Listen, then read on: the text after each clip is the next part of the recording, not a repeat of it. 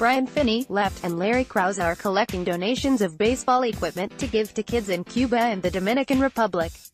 Jason Payne, PNG-ABC. Businessman is collecting baseball equipment to hand out to kids in Cuba and the Dominican Republic who want to play the beautiful game.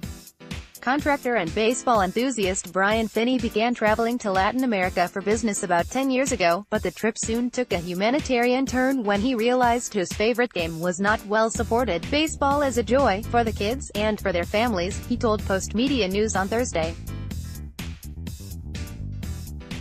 It's the same there as it is in Canada. When you hand a kid a baseball glove, you give them a new focus. For the past 5 years, Finney has been bringing containers of baseball gloves, bats and balls, along with clothing and uniforms, with him on his trips.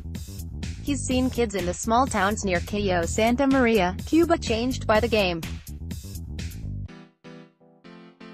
New teams and an informal league have been established, with scouts from some of Cuba's pro teams taking an interest. It's really starting to take shape, said Finney, who is working with the Fraser Valley Baseball Academy to collect gently used and new equipment to take on his next trip in March.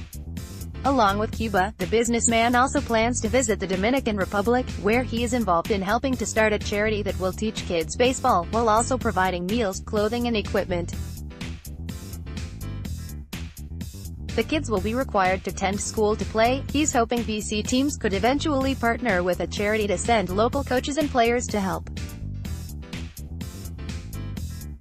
On his trip, Finney will stop in Puerto Rico to see the work Blue Jays Hall of Fame player Robbie Alomar is supporting in his home country. "I'm excited to see what's happening," said Finney.